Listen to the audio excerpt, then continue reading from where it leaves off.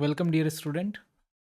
This is the next part of this series, and this time we are going to discuss the third chapter of history, that is Ninsip, caste, and clan. In this chapter, we are going to discuss five most important questions. So, let's begin the session. Remind that these questions are already asked in the previous examination, right? So, look at this question. This question is very famous for CBSE. And the question is, how is Mahabharata a dynamic text? Explain with examples. This is the question that is asked in the 2023 main examination in 3 marks. Another question, read it. Mahabharata is a dynamic text. Justify this statement. This is also 3 marks 2024 main examination. So I think both of these questions are same, right? Now look at this third question. Analyze the role of scholars in the task of preparing the critical edition of the Mahabharata. This question is also asked in 2024 and in main examination. Now, these two questions are similar, but this question is something different. But we are going to mix all these three questions and preparing the final question. Why I'm mixing all these? Because all of them are similar in nature, right? So read this question, this final question. Explain Mahabharata as a dynamic text. This question is covering these first two questions. What was the role of V.S. Suktankar and his team in preparing critical edition of it? This is the next question. So let's discuss. I hope you have already read this question earlier also. So first part of this question is why it is called dynamic text. First, you have to understand what is the meaning of dynamic. Dynamic means something that is changing, that you cannot predict. We already know that this Mahabharata is not written at once. It evolved during thousands of years. Look at this picture.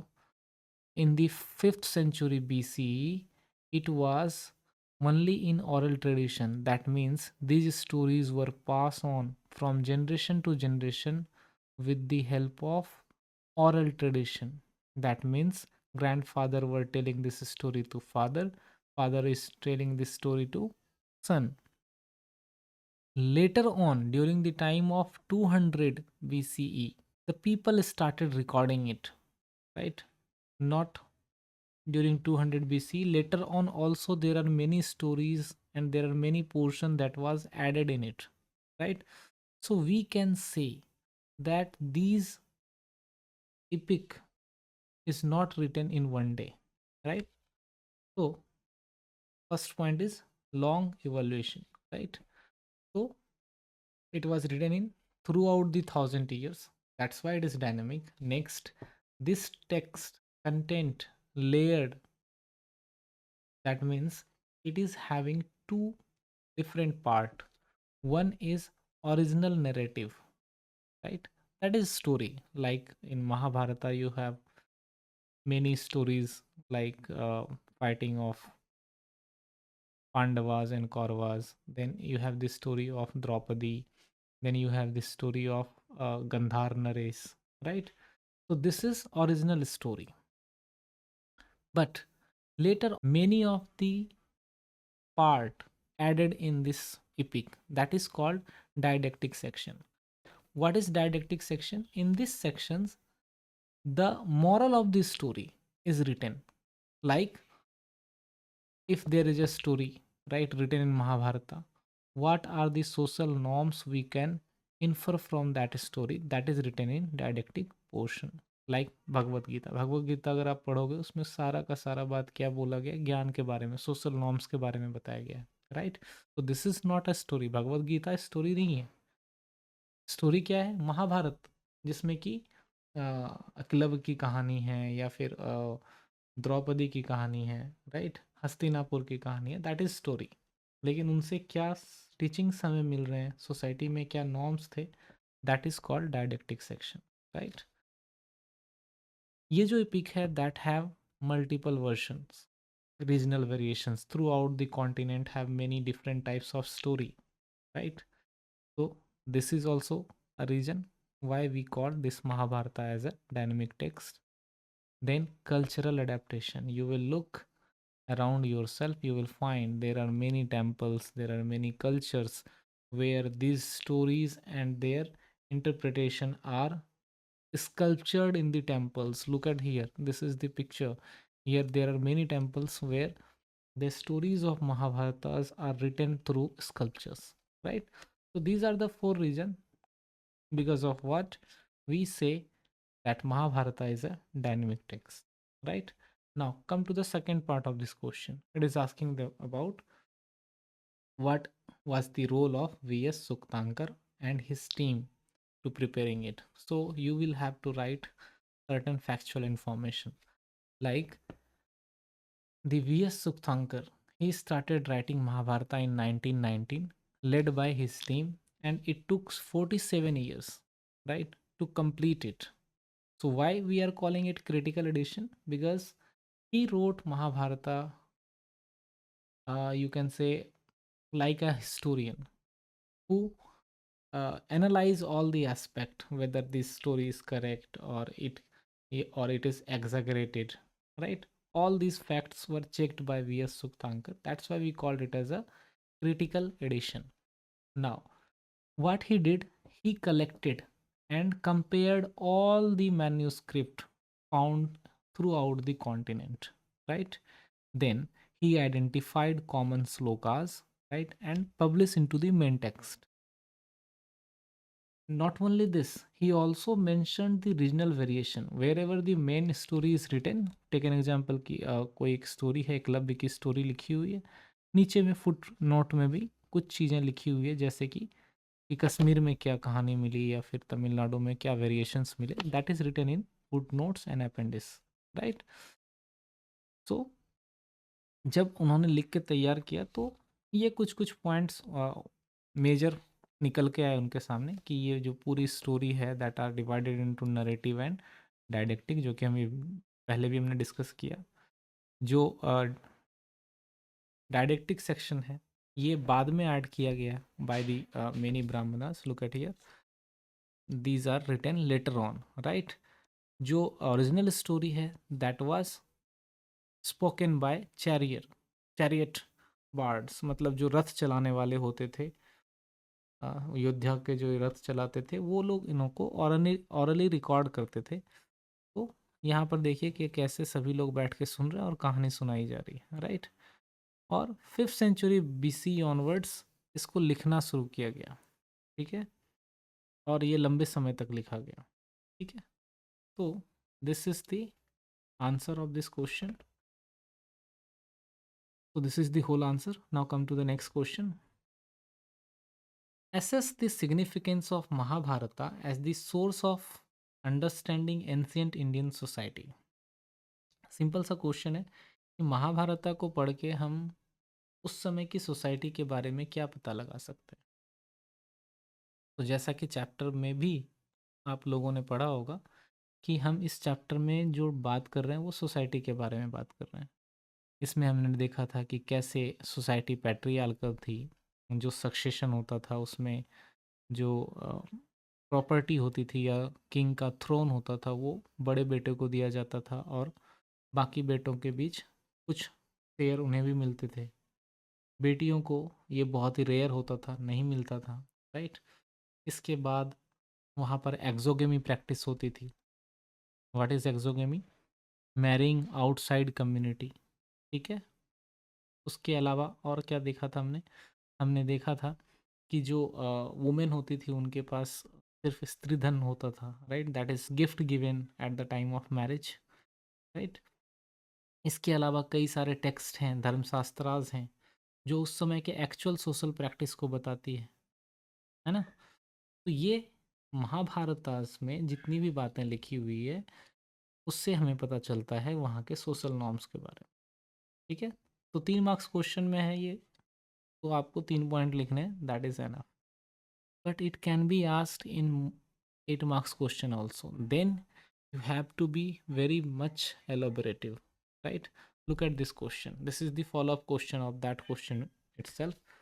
There was there were specific features of familial relationship during Mahabharata period. Explain the statement with example. So again the question is asking same thing. Features of familial relationship, right? या फिर they are asking Mahabharata is a good source to study the social value of ancient time. तो फिर से आपको वही बताना है कि कैसे महाभारत एक ऐसा टेक्स्ट है जो वहाँ के सोशल वैल्यूज़ को हमें बताती है, राइट? तो अगेन क्या क्या बताती है, हम थोड़ा डिटेल में जा रहे हैं. Why? Because this is asked in the 8 marks question, right? 2025 में पूछा गया है, पिछले साल ही. सो क्वेश्चन इंट्रोडक्शन से शुरू करेंगे. The Mahabharata is a rich source for studying the social values of its period. First point, we know about ninship, patrilineal and family hierarchy with this text. कैसे हमें पता चलता है? देखो, the whole story is about the succession and conflict between Kauravas and Pandavas, right? Okay, यही तो था लड़ाई कि कौन गद्दी पर बैठेगा. ठीक है, तो इससे हमें ये पता चलता है कि जो राजा होते थे उनके बेटे के पास, राइट, उनकी प्रॉपर्टी जाती थी, राइट, और स्पेशल शेयर एल्डरसन को मिलता था, हमें ये पता चलता है. Then we know about kinship ties. Kinship ties क्या होता है?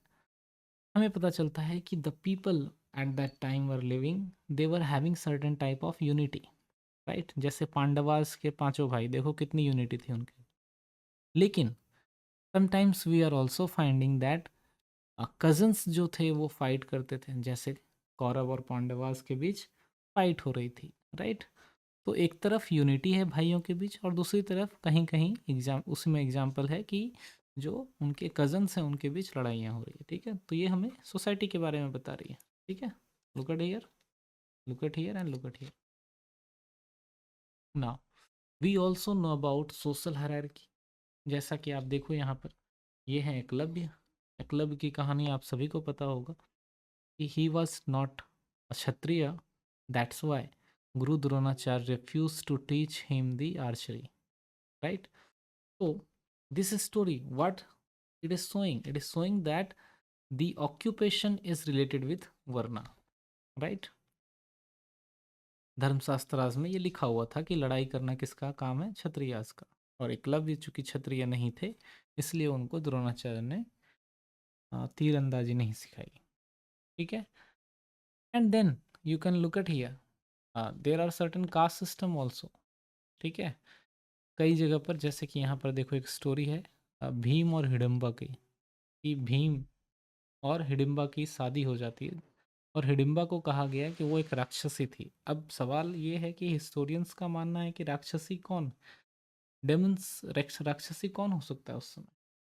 ऐसे लोग जो दूसरे लोअर कम्युनिटी से बिलोंग करते हैं, लोअर कास्ट सिस्टम से बिलोंग करते हैं, राइट? तो ये हमें एक डिस्क्रिप्शन देता है कि उस समय सोशल हायरार्की कास्ट सिस्टम था, राइट? ठीक है, और कई बार एक्सेप्शंस भी मिलते हैं कि एक भीमा जो कि हायर कम्युनिटी से बिलोंग करता है, वो हिडिम्बा से शादी कर रहा है जो कि एक लोअर कम्युनिटी से बिलोंग करती है. तो कुछ एक्सेप्शंस भी हैं जो वर्ना ऑर्डर को तोड़ के वहाँ पर शादियाँ हो रही हैं. ठीक है, देन जेंडर के बारे में हमें सोसाइटी में पता चलता है कि उस समय की जो सोसाइटी थी वो पैट्रियार्की पर डिपेंड थी, जहाँ पर कि मेल काफ़ी ज़्यादा डोमिनेंट होता था. एग्जाम्पल देखो, अगर मेल डोमिनेंट था तभी तो युधिष्ठिर ने अपनी वाइफ को स्टेक पे लगा दिया during the time of dice game, right? Then marriage rules हमें पता चलता है, kanyadan was a very important duty of father, है ना? देन टाइप्स ऑफ मैरिज के बारे में पता चलता है कि वहाँ पर पॉलीएंड्री होती थी, एक्सोगेमी होती थी, और ऐसे मैरिज को ज़्यादा लोग पसंद करते थे जो फादर ने अरेंज की हो, राइट? तो ये सारी चीज़ें हमें सोसाइटी के बारे में पता चलता है with the help of Mahabharata. ठीक है, तो this is the whole answer. Now coming to the next question, What were the occupational structures given in the Dharma Sutras and Dharma Shastras? How did the Brahmin ensure its implementation in society? So this question is asking uh, two part. The first one is occupational structure, and the second one is how the rules were implemented in the society.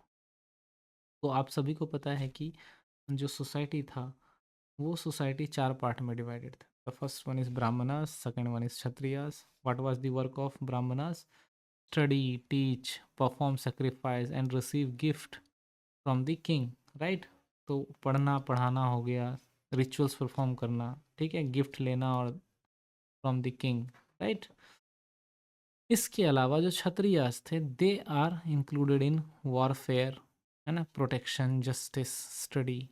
ये सारा काम क्षत्रियास का होता था. Right.